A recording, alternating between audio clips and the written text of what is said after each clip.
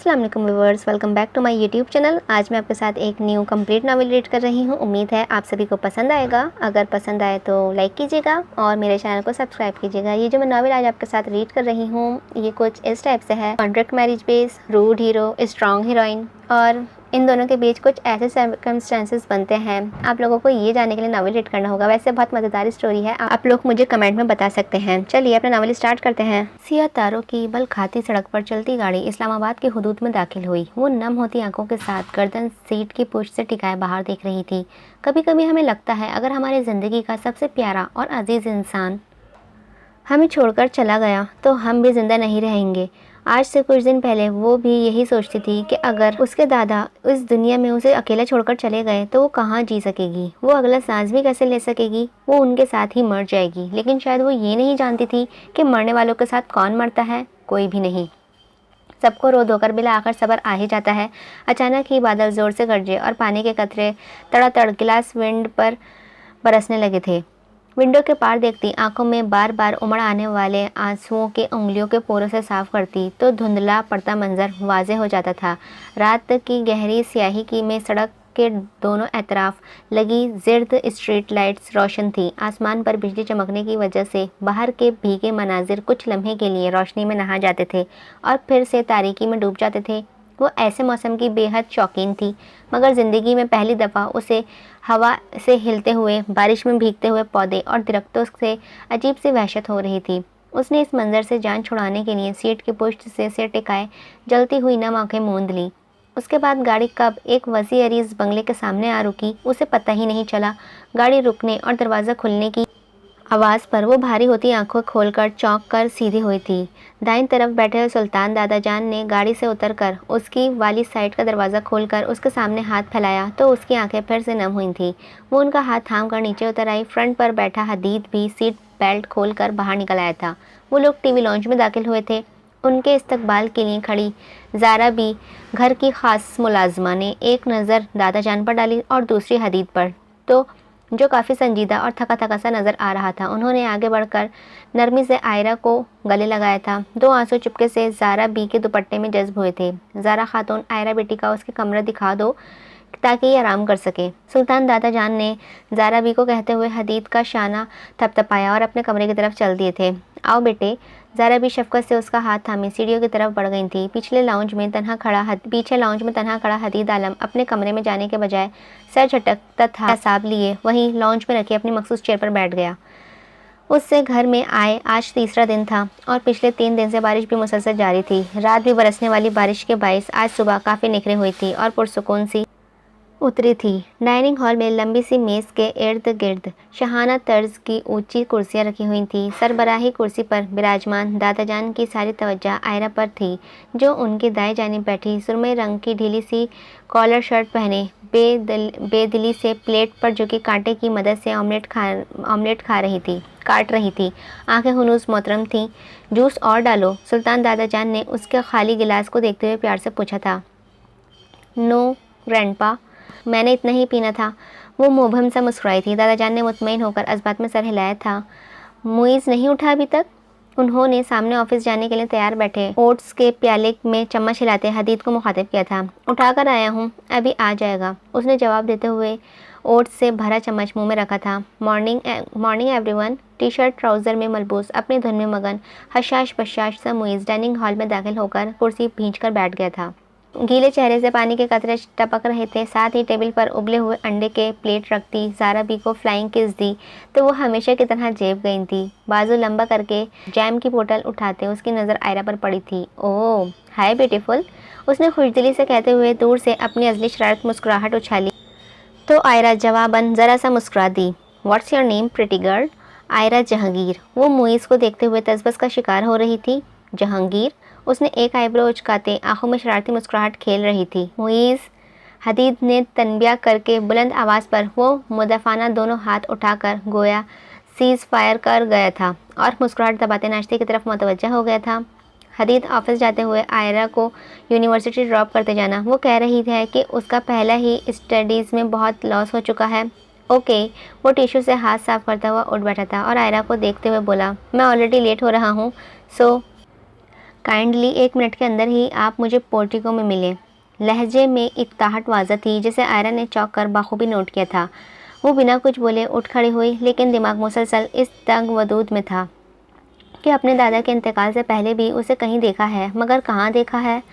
चंद रोज़ से मुसलसल होने वाली बारिशों ने मौसम को हल्का सर्द कर रखा था। उसके छोटे बॉब कट स्टाइल में कटे हुए बालों से पीछे को उड़ रहे थे, जिसकी वजह से कानों में पहने याकूत के स्टड कभी भी छुप जाते थे तो कभी जाहिर हो जाते थे। वो चेहरे पर बेजारियत लिए कदरे पुरसुकून से कोने में अकेली बैठी हुई थी। सामने टेबल पर उसके सियाह बैकपैक के साथ काफ़ी ऑरेंज केक का स्लैश रखा हुआ था। वो आर्किटेक्चर इंजीनियरिंग के 7वें सेमेस्टर की स्टूडेंट थी और लाहौर से माइग्रेनेशन करवा कर इस्लामाबाद आई थी, जिसकी वजह सिर्फ उसके अजीज़ जान दादा जान की वफ़ात थी। उसे याद था वो 11 साल की थी जब उसके माँ बाप उम्रे पर गए थे और फिर कभी वापस ही नहीं आए थे। उनकी उम्र से वापसी पर प्लेन क्रैश में डेथ हो गई थी। इसके बाद की ज़िंदगी का हूर सिर्फ उसको दादा जान थे, लेकिन अब उनके जाने के बाद वो अपने आप को बिल्कुल तन्हा महसूस कर रही थी। सुल्तान साहब उसके दादा के अजीज़ दोस्त थे जो आखिरी वक्त तक उनके साथ रहे थे और इसी दोस्त की खातिर वो उसे तन्हाई से बचाने और देखभाल की जिम्मेदारी के लिए अपने साथ इस्लामाबाद ले आए थे। बेशक उसके दादा ने उसकी परवरिश एक मजबूत लड़की की तरह की थी। अपने माँ बाप की वफ़ात के बाद दादा ने उसे उसकर बहुत कम रोने दिया था। अगर कभी वो उसे रोता देख भी लेते तो उसे समेट कर इस तरह बहलाते कि वो नादम सी हो जाती थी। रफ्ता रफ्ता वो पूरी तरह बहल गई। उसने जान लिया कि वो अकेली इस गम का शिकार नहीं है और भी बहुत से बच्चे माँ बाप की जुदाई बर्दाश्त कर रहे हैं और उनके पास तो उसके जैसे मुखलिस और मोहब्बत करने वाले दादा जान भी नहीं है। एक चीज़ जिसका शिकार उसे कभी नहीं होने दिया गया था वो थी एहसास कमतरी। वो खुद एतमाद होने के साथ साथ खुद से मोहब्बत भी करती थी और शायद इसी चीज़ ने उसे कुछ ज़रूरत से ज़्यादा ही बेनियाज बना दिया था। आज के लेक्चर्स भी उसने सोई जागी कैफियत में ही लिए थे। यहाँ पर कोई भी उसका जानने वाला नहीं था और ना ही उसने किसी क्लास फेलो के साथ दोस्ती करने की कोशिश की थी। लाहौर में भी उसकी चंद ही दोस्तें थीं जिनके साथ वो फारिग वक्त गुजार लिया करती थी। वो अपनी कंपनी खुद ही इंजॉय करने की आदी थी, लेकिन फिर भी आज उसे यूनिवर्सिटी काट खाने को दौड़ रही थी। वो बार बार रिस्ट वॉच में टाइम देख रही थी कि कब मुइज़ आए और वो जल्दी से घर पहुँचे। घर आकर दादा सुल्तान जान के साथ कुछ वक्त गुजारने के बाद वो अपने कमरे में जाकर सो गई थी। फिर उसकी आंख शाम को खुली थी। खाने की टेबल पर दादा जान और अजीज़ के साथ चंद मिनट की खुशगप्पियों के बाद जहन पर छाई उदासी कदर कम हुई थी तो वो कुछ बेहतर महसूस करने लगी। डिनर करके दोबारा से अपने कमरे में आ गई थी। ना चाहते हुए भी बेड पर बैठकर आज के असाइनमेंट पर गौर करने लगी। असाइनमेंट बनाते हुए इस वक्त गुजरने का एहसास ही नहीं हुआ था। टाइम देखा तो 11:15 का वक्त था। उसने जल्दी से सब कुछ समेटा, वार्डरोब से एक आरामदायक सूट निकालकर वॉशरूम में घुस गई थी। ताज़ा दम होने के बाद उसने सोने का इरादा किया, लेकिन भूख ने ऐसा ना करने दिया था। नीम बालों को जल्दी से हाथ से सीधा करते हुए कमरे से बाहर निकल गई थी। जीना उतरकर अपनी धुन में टीवी लॉन्च से मलका किचन में दाखिल हुई थी। आगे बढ़कर जल्दी से फ्रिज खोला और सामने रखी टोकरी से एक नाशपाती उठाकर फिर उसमें दांत काटते वापस मुड़ी थी। सामने ही काउंटर की दूसरी जानिब रखे वो ऊंचे स्टूल पर बैठा, शब ख्वाबी के लिबास में तौर पर पहने जाने वाले टी शर्ट और ट्राउज़र में मलबूस पानी के गिलास से छोटे छोटे घूंट भरता इस सपाट अंदाज में उसे ही देखने में मगन था। आयरा के हाथ से नाशपाती छूटते छूटते बची। उसने बगौर उसके चेहरे को देखा। उसकी नज़र हदीद के हेज़ल ब्लॉन्ड बालों में ही अटक गई थी। ये बाल, ये आँखें। उसके जहन में एक कुंदा सा लपका था। आज से 7 माह पहले उसके दादा कैंसर की बीमारी में मुब्तला हुए थे। अपने दादा से ज़्यादा आयरा जो खुद तकलीफ़ में थी। दादा की बीमारी की फ़िक्र में उसे बहुत सी बातें भूलने लगी थीं। कभी खाना सिरे से ही खाती ही नहीं और कभी कभी 2 दफ़ा खा लेती थी। ज़्यादातर सुबह दादा को नाश्ता करवाते और दवाई देते यूनिवर्सिटी से लेट हो जाती थी और फिर लेट होने का सिलसिला तकरीबन 7 माह ऐसे ही जारी रहा। रोज़ाना बस भी छूटने लगी। उसे ड्राइविंग ठीक से आती नहीं थी, लेकिन उनकी बीमारी के दौरान उसने अच्छे से ड्राइविंग सीख ली थी। इस तरह एक सुबह वो ज़रूरत से ज़्यादा लेट हो गई। उसे जल्दी जल्दी पहुँच कर प्रेजेंटेशन देनी थी। उसने गाड़ी की स्पीड थोड़ी और बढ़ाई। मेन रोड पर आकर उसने सामने से आती सफ़ेद SUV से टकराते टकराते बची थी। बहुत कोशिश के बावजूद खुद भी दोनों गाड़ियों का आपस में हल्का सा तसादम हो गया था। उसने ज़बरदस्ती जर्द पड़ती रंगत के साथ बेसाख्ता ही ब्रेक पर पाँव रखा था। चंद लम्हों के बाद गाड़ी की विंड विंडो पर दस्तक हुई। उसने खुश होते होठों पर जबान फेरी। एक गहरी सांस खारिज करके कांपते होठों से बटन दबाया तो शीशा नीचे गिरता गया। आयरा की नज़रें सीधे सुनहरी आंखों और सुनहरी बालों वाले हदीद आलम से जा टकराई, जो विंडो पर झुके चेहरे पर दबा दबा गुस्सा लिए उसे बाहर आने को कह रहा था। मोहतरमा, मैंने कहा बाहर तशरीफ़ लाएं। इस दफ़ा उसने कदरे चबा कर शोले उगलती नज़रों से अंदर बैठी छोटे बालों को खींचकर ऊंची पोनी में बांधे हुए आयरा को देखते हुए कहा था। वो गड़बड़ाकर सीधी हुई, इस्बात में गर्दन हिलाते चाबी घुमाई और कार बंद की। फिर बाहर निकलने का इरादा मुलतवी किया।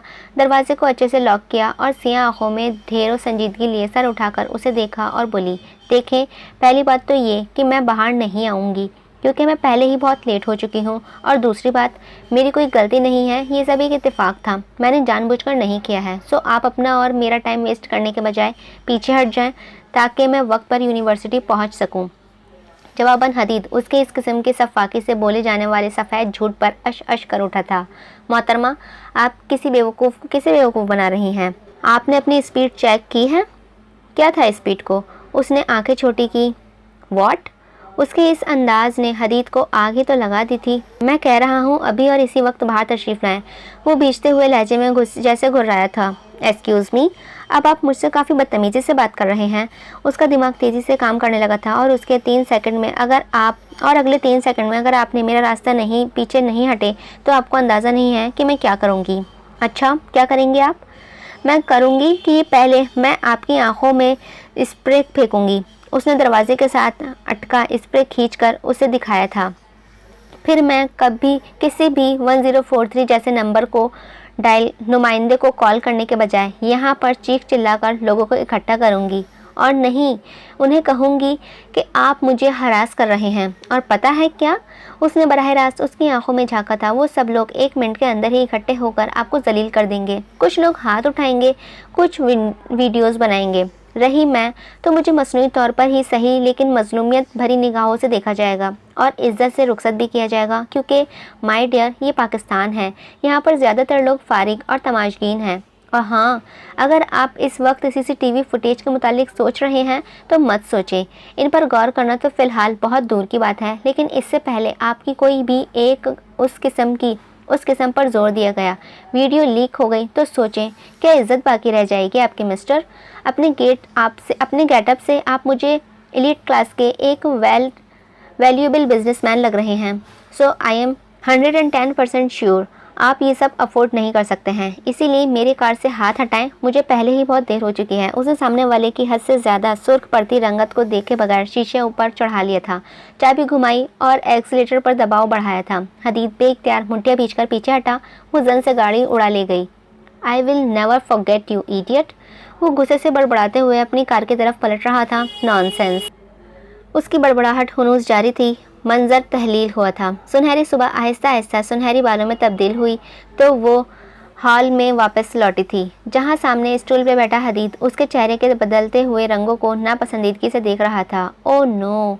आयरा ने जल्दी जल्दी नाशपाती के टुकड़े को चबाकर ज़बरदस्ती हलक से नीचे उतारा था। उसने तब सोचा था ज़िंदगी में ये शख्स दोबारा उसे कहीं मिला तो वो उससे मुआवज़त ज़रूर करेगी, लेकिन इस तरह मिलेगा ये उसके वहमो गुमान में भी नहीं था। या अल्लाह, माना दुनिया गोल है, लेकिन इतनी भी क्या गोल कि आपने इसको ही मेरे सामने ला खड़ा किया है, वो भी इस सूरत में। ओफ, हाय! उसने चेहरे पर खुशामदीद मुस्कुराहट लिए दोस्ताना अंदाज में हाथ हिलाया था, जैसे बहुत अच्छे मरासिम रह चुके हों उसके साथ। नॉनसेंस। हदीद ने आंखों में नागवारी लिए भरपूर तरीके से नज़रअंदाज किया और स्टूल पीछे धकेलता वो बाहर निकल गया था। समझता क्या है ये अपने आप को? खैर, जो भी समझता है मेरी पला से भाड़ में जाए। उसने लापरवाही से कंधे उचकाते हुए जल्दी से नाशपाती ख़त्म की और दरमियान वाला हिस्सा डस्टबिन में उछाल दिया। अगर इंसान बेनियाज हो तो फिर इतना बेनियाज हो। रात को सालेहा की कॉल आई थी, कह रही थी कि अदीना 10-15 दिन के लिए इस्लामाबाद आ रही है, तुम कल एयरपोर्ट से पिक कर लेना उसे, दादाजान ने हदीद को कहा। सालेहा बेगम दादाजान की इकलौती बेटी थी और हदीद और मुईस की पुप्पो, जो शादी के बाद अपने शौहर के साथ दुबई में मुकीम थी। उनकी 2 बेटियां थीं। बड़ी बेटी शादी के बाद लंदन में थी तो छोटी अदीना फैशन डिज़ाइनर, जो कल एक दोस्त की शादी के सिलसिले में पाकिस्तान आ रही थी। ओह, वो मेकअप की दुकान पाकिस्तान आ रही है। मुईज़, जो इतने पुरसुकून तरीके से अपना पसंदीदा नाश्ता कर रहा था, फ़ौरन से अलर्ट हुआ था। मुईज़, दादाजान ने उससे आंखें दिखाई थी। वैसे तो कल मेरी एक इम्पॉर्टेंट मीटिंग है, लेकिन अगर मैं फ़ारिग हुआ तो ले आऊँगा, नहीं तो ड्राइवर को भिजवा दूँगा।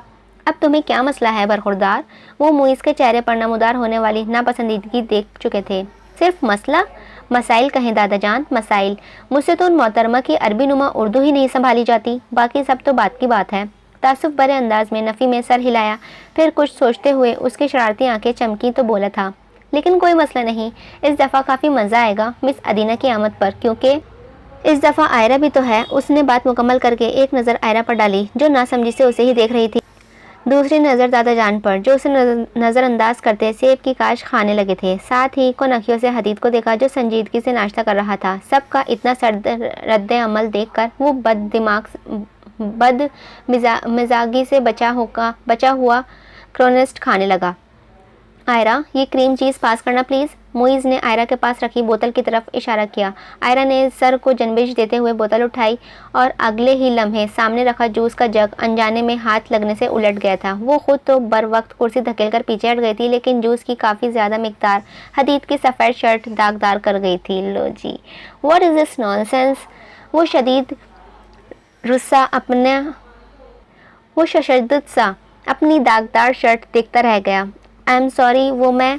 उसकी आवाज़ हलक में अटक कर रह गई थी। वो हवास बाख्ता से आगे बढ़ी, टेबल के वस्त में रखे टिश्यू को डब्बे से 2-3 लीफ खींचकर हदीद की तरफ बढ़ाए थे। वो उसके बढ़े हुए हाथों को नज़रअंदाज करते गोद में धरे नैपकिन को हटाता हुआ उठ बैठा। हाथ बढ़ाकर खुद ही डब्बे से टिश्यू खींचे और शर्ट साफ की। फिर आयरा को देखे झंझलाकर बोला था, आप अपनी सेंसेस का इलाज करवाएं प्लीज़। हदीद, उसने जानबूझकर नहीं किया है, गलती हो गई है, तुम जाकर चेंज कर लो, बड़ा मसला नहीं है। दादा जान एहसास तौहीन से सुर्ख पड़ती आयरा को देखते हुए जल्दी से बोले उठे थे। अब और भी क्या कर सकता हूँ सुल्तान साहब? अब और कर भी क्या सकता हूँ सुल्तान साहब? वो जब भी बेबस होता था दादा जान को उनके नाम से पुकारता था। और ये सीन बड़े मस्त लगते हैं कि जब इंसान अपने जो फैमिली मेम्बर्स होते हैं, बड़े बड़े बुजुर्ग उनका नाम लेते हैं, अलग ही वाइब होती है। वैसे एक प्यार झलकता है। दादा जान ने उसका सुर्ख चेहरा देखते हुए बेसाख्ता उमड़ आने वाली मुस्कुराहट जब्त की। हदीद खफगी से बड़बड़ाता हुआ अपने कमरे की तरफ बढ़ गया था। ग्रैंडपा, पास्ता नहीं, ये अपने आप को पता नहीं, ये अपने आप को समझता क्या है, बट ट्रस्ट मी, ये सब गलती से हुआ है। उसने हदीद के मंजर से हटते ही गहरी सांस ली थी। जानता हूँ बच्चे, और ये बात तो मुझे भी आज तक समझ नहीं आई कि आखिर ये अपने आप को समझता क्या है। दादा जान ने मसनूई संजीदगी से कहा तो मुइज़, जो पहले ही उसके सारे ड्रामे से महजूज हो रहा था, खुलकर मुस्कुरा दिया। थोड़ी देर बाद ज़ारा बी ने सब कुछ अच्छे से साफ कर दिया था। हदीद ऑफिस चला गया। दादा जान अखबार की सुर्खियों पर नज़रें दौड़ाने लगे और आयरा मुइज़ के साथ यूनी के लिए निकल गई थी, क्योंकि मुइज़ ने भी हाल ही में उसी यूनिवर्सिटी में सॉफ्टवेयर इंजीनियरिंग में दाखिला लिया था और आज उसका पहला दिन था। मैं जानती हूँ तुम शुरू से ही सिर्फ हेल्दी खाना खाते हो, और वो वेजिटेबल्स तो तुम्हारी हमेशा से ही फेवरेट रही हैं। वो मुस्कुराते हुए हदीद की पसंद के मुताबिक ढेर सारी सब्जियों का सलाद उसके प्लेट में डालने लगी तो उसने सर को शुक्रिया में जनबिश दी थी। मुइज़ ने नागवारी से पहलू बदला। स्टिक का पीस प्लेट में डालते आयरा ने सरसरी से उनकी नज़र एंड डाइनिंग टेबल के ऊपर रखे लटके फानूस की जर्द रोशनी में चमकते सियाह टॉप के साथ लगी थी और हाथों में ढेर सारी सुनहरी जंजीरें पहने अदीना को देखा था, जो आंखों में मोहब्बत का जहान लिए हदीद की प्लेट में सब्जियां डाल रही थी। वो लम्हा भर के लिए उसकी आंखों में मौजूद चाहत देखकर ठिठकी, फिर सर झटक कर कांटे को चिकन फिले में गाड़ते हुए छुरी से एक टुकड़ा काटकर मुंह में रखा था। और अदीना, जब से उसे पता चला था कि ये आयरा दादा जान के अजीज़ मरहूम दोस्त की पोती है और अब मुस्तकिल तौर पर यहीं रहेगी, वो काफ़ी हद तक मोहताज सी हो गई थी। उसकी बातों और हरकतों से इनसिक्योरिटी झलकने लगी थी। आयरा कल से अदीना की चुपती हुई नज़रों को लेकर कंफ्यूज थी, अब उसे सारी बात समझ आ चुकी थी। इंटरेस्टिंग। स्टिक चबाते वो दिल है दिल में अदीना की इन चुपती हुई नज़रों का मफहूम जानकर सादगी से मुस्कुरा दी थी। उसने गर्मा गर्म फ्रेंच फ्राइज से भरी प्लेट काउंटर पर रखी, फ्रिज खोलकर केचप की बोतल और कोक टिन निकाल कर वापस आई थी। एक हाथ में प्लेट उठाए, दूसरे में केचप, बगल में कोक टिन दबाकर दरवाजे की तरफ बढ़ी थी। इससे पहले कि वो दरवाजे से बाहर निकलकर लॉन्च अबूर करती, अपनी धुन में मोबाइल पर टाइपिंग करते हुए किचन में दाखिल होते हदीद से बुरी तरह टकराई थी। उफ! प्लेट बेसाख्ता हाथ से छूटकर ज़मीन बोस हुई। कोक टिन भी गिर कर ज़मीन पर गोल गोल घूमने लगी थी। केचप की बोतल किसी तरह हाथ में रह गई थी। आयजा ने सदमे से ज़मीन पे बिखरे फ्राइज़ को देखा था। आप अपने सेंसेस को इस्तेमाल में लाना कब सीखेंगी? हदीद दबी दबी आवाज़ में दांत पीसकर बोला था। हेल्थ कॉन्शियस हदीद को वैसे भी उसकी फ्राइज ज़ाया होने से रत्ती बराबर भी फ़र्क नहीं पड़ा था। वो उसकी बात क्या सुनती। वो तो अभी तक सदमे में आंखें फैलाए ज़मीन पर बिखरे अपने 1 घंटे की मेहनत को ज़ाया होते देख रही थी। उसने फ्राइज अपने लिए खुद बनाए थे क्योंकि ज़ारा भी रात को जल्दी सो जाती थी, इसीलिए वो रात को लगने वाली भूख का ज़्यादातर इलाज खुद ही किया करती थी। एक्सक्यूज़ मी मोहतरमा, अब किस मुराकबे में चली गई हैं आप? हदीद के दोबारा मुखातिब करने पर वो अपने हवासों में वापस लौटी थी। अगले ही लम्हे उसने शदीद गुस्से के ज़ेर असर हाथ में पकड़ी केचप की बोतल पूरी कुव्वत से हदीद के दे मारी। केचप की बोतल खुलकर हदीद के सफ़ेद शर्ट शलवार को बुरी तरह सफ़ेद कुर्ता शलवार को बुरी तरह दागदार करती गई थी। What the hell is this? उसके लहजे में बेक वक्त बेयकीनी, गुस्सा और बेबसी जर आई थी। मोहतरमा, आप मुझे मेरा कसूर बताएंगी? आवाज़ बुलंद हुई। उसका बस नहीं चल रहा था कि वो क्या कर डाले। ये मेरे पिछले 1 घंटे की मेहनत थी जो सिर्फ आपकी वजह से ज़ाया हुई है। पहले आलू को धोना, फिर छीलना और फिर काट कर उसे फ्राई करना, ये सब आसान काम है? हाँ। वो गुस्से से सुर्ख हो रही थी। मुझे बहुत भूख लगी है, अभी और इसी वक्त फ्राइज ला कर दे मुझे, क्योंकि ये सब आपकी वजह से ही हुआ है। उसने 2 टूक अंदाज में हुक्म जारी किया था। जो कुछ अभी आपने मेरे साथ कर दिया है ना, उसे अपने कुर्ते की तरफ इशारा किया। इसके बाद भी आपको लगता है कि मैं फ्राइज ला कर दूंगा? हदीद मुअत्तर था। बिल्कुल, क्यों नहीं, गलती आपकी है सो भुगतेंगे भी आप ही। क्या अदाए बेनियाजी थी। माशाल्लाह से क्या तेज़ और सेंसिबल आंखें पाई हैं आपने कि मैं अब क्या ही कहूँ इनके बारे में। वो अपने दागदार कुर्ते को देखकर सख्त झुंझला रहा था, फिर गुस्से और इश्तियाल को दबाता चेंज करने के इरादे से कमरे की तरफ चल दिया था। चलें कोई नहीं, आपकी तो तेज़ और सेंसिबल है ना, यही काफ़ी है। बल्कि आप एक काम करें, वो हदीद के पीछे पीछे चलने लगी थी। मैं अपनी दोनों आंखें डोनेट कर देती हूँ, और जबकि आपकी दोनों आंखें ज़रूरत से ज़्यादा तेज़ हैं तो आप अपनी एक तेज़ आँख मुझे डोनेट कर दें। उसके इस तरह हम एक एक आँख से गुजारा कर लेंगे। आफ्टर ऑल आपकी आंखें ज़रूरत से ज़्यादा तेज़ और सेंसिबल जो हैं। आपसे ज़्यादा सिली गर्ल मैंने इस दुनिया में आज तक नहीं देखी। अच्छा, फिर मेरा नाम कब आ रहा है Guinness Book of World's Record में? उसकी ढिठाई उरूज पर थी। आप एक निहायत ही इल मैनर्ड और नॉनसेंस लड़की हैं। ये आप बहुत दफ़ा बता चुके हैं, कोई नई बात करें। इसका इत्मीनान काबिल दीद था। जवाबन हदीद ने गुस्सा जब्त करते बज़ाहिर तहम्मुल से गहरी सांस ली और आगे बढ़कर डोर नॉब पर हाथ रखा। इससे पहले कि वो दरवाज़ा खोलकर अंदर दाखिल होता, आयरा उसका हाथ नॉब पर झटक कर पीछे करती बदतमीजी से बोली थी, 1 मिनट, ये जा किधर रहे हैं आप? मेरे फ्राइज़ का बंदोबस्त करें पहले। Mrs Aira Jahangir, listen to me carefully, Hadeed ने बुलंद आवाज़ में गुस्से से कहते सख्ती से उसे बाजुओं से पकड़कर दीवार से लगाया था। दाएं बाएं हाथ जमाते उसका हल्का सा झुककर बगौर उसकी आंखों में देखा। मैंने आज तक किसी की इतनी बदतमीज़ी बर्दाश्त नहीं की है, और अगर आपकी बर्दाश्त कर रहा हूँ तो आप इसकी वजह अच्छे से जानती हैं। आप इस घर में मेरे दादा की मेहमान हैं, तो मेहरबानी फरमाकर मेहमान ही बनकर रहें। ये आखिरी दफ़ा था, आइंदा मैं आपकी इस किस्म की कोई भी बदतमीज़ी बर्दाश्त नहीं करूँगा, और जब तक आप यहाँ हैं याद रखिएगा। हदीद की आंखों से निकलते शोले की तपिश पर सांस रोके आयरा की पहली दफ़ा सही मायनों में रंग उड़ा था। लाउंज का ग्लास विंड से नज़र आते लॉन को देखो तो अदीना आंखों में चुभन लिए उन दोनों को देख रही थी। वो अभी अभी एक फ़ोन कॉल से फारिग हुई थी। कॉल से फारिग होते ही उसकी नज़र सामने विंडो पर के पार नज़र आते मंजर पर जा जकड़ी थी। इससे पहले वो अंदर जाती, लॉन की दूसरी तरफ से आते मुइस को देखकर बेसाख्ता रुकी। मुइस, बात सुनो, ये सब क्या है? उसने विंडो की तरफ इशारा किया जहां हदीद हुनूस उसी पोजीशन में खड़ा आयरा से कुछ कह रहा था, लेकिन दूर से देखने वाला कोई भी इंसान कुछ और ही समझता बआसानी गलतफहमी का शिकार हो सकता था। मुइस विंडो से नजर आते मंजर को देखकर ठिठका, संभला, फिर उसी लम्हे आंखों में हैरत की जगह शरारती चमकने ली थी। क्यों, क्या हुआ? इसमें क्या नई बात है? उसने लापरवाही से कंधे उचकाए थे। Are you serious Muiz? उसने बेयकीनी से मुइस को देखा था। Yes, I am damn serious Miss Adina. मेरे जिस भाई के पीछे आप पागल होकर इसे ख्वाब देखती हैं, वो अब अपना दिल किसी और को दे चुका है। वो किसको दे चुका है ये आप खुद ही अपनी आंखों से मुलाहिजा फरमाएं। वो कहकर आगे बढ़ा था, फिर कुछ सोचते हुए 2 उल्टे कदम वापस लेता अदीना के सामने आकर बोला, वैसे बड़ा कोई स्ट्रॉन्ग किस्म का अफेयर चला रहे हैं ये दोनों। वो उनकी जानिब इशारा करके मायने खेजी से एक से आंख दबाता लॉन अबूर कर गया था। पीछे खड़ी अदीना मुठ्ठियां भींचते गम व गुस्से से विंडो में तब तक देखती रही जब तक हदीद और आयजा नज़र से गायब नहीं हो गए थे। पिछले 1 घंटे से वो लैपटॉप गोद में रखे लॉन की वस्त में रखे लॉन चेयर पर बैठी प्रेजेंटेशन स्लाइडर्स स्लाइड्स तैयार कर रही थी, लेकिन सख्त मेहनत के बावजूद भी प्रेजेंटेशन ठीक से तैयार नहीं हो रही थी। उसने झुंझलाकर लैपटॉप बंद करके सामने टेबल पर पटका। एहसाब को पुरसुकून करने के लिए आंखें मूंद कर कुर्सी के पोस्ट से सर टिका दिए थे। व्हाट्सएप आयरा। अदीना की आवाज़ पर चौंक कर उसने आंखें खोली थीं। थैंक्स, आओ बैठो। नथिंग, आओ बैठो। मुस्कुराते हुए सामने रखी कुर्सी की तरफ इशारा किया था, मगर अदीना बैठने के बजाय खड़ी रही थी। आयरा, तुम्हारे दादा को फौत हुए कितना दिन हो गए हैं? उसने सीने पर बाजू लपेटते तल्खी से पूछा था। 1 माह 3 दिन। आयरा ने अचंभे से अदीना के चेहरे के तासुरात को जांचने की कोशिश की थी। लेकिन खैरियत? क्यों पूछ रही हो? फिर तो काफ़ी अफसोस की बात है आयरा कि तुमने उनके जाते ही 3rd क्लास का काम भी शुरू कर दिए हैं। मतलब? आयरा करंट खाकर कुर्सी की पोस्ट छोड़कर सीधी हुई थी। खैर, अब तुम इतनी भी मासूम नहीं बन सकती मेरे सामने। उसके लहजे में अजीब सी काट थी। मैं और हदीद थोड़ी देर पहले तुम्हारे बारे में ही बात कर रहे थे कि तुम्हें एटलीस्ट अपने दादा की इज्जत की ही लाज रख लेनी चाहिए थी। अदीना, जो भी कहना है खुलकर कहो। वो गुस्सा जब्त करते मुठ्ठियाँ भींचकर उठ खड़ी हुई।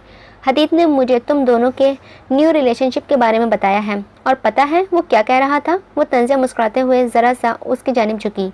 क्या कह रहा था? उसने फ़ौरन इस्तफसार किया। वो कह रहा था, कैसी बेशरम लड़की है आयरा जहांगीर, जिसे मेरे साथ इस किस्म का रिश्ता बनाते हुए अपने दादा की मौत का दुख भी भूल गया। और ओ जस्ट शट अप अदीना। इससे पहले वो अपनी बात मुकम्मल करती, आयरा ने कोफ्त ज़दा लहजे में उसकी बात काटी थी। तुम्हारी इस बकवास का ठीक ठाक जवाब तो मैं बाद में देती हूँ। पहले ज़रा तुम्हारे उस सो कॉल्ड महबूब हदीद आलम की खबर ले लूँ। वो सुर्ख चेहरा लिए अदीना को परे धकेलती हुई अंदर की तरफ बढ़ गई थी। लो जी। अपने कमरे के ड्रेसर मिरर के सामने खड़ा हदीद अपने अक्स को देखता टाई की नॉट बांध रहा था। एक नज़र घड़ी पर डाली। बिजनेस पार्टी में शिरकत के लिए देर हो रही थी। उसने जल्दी से रिस्ट वॉच पहनकर कफलिंग्स उठाए।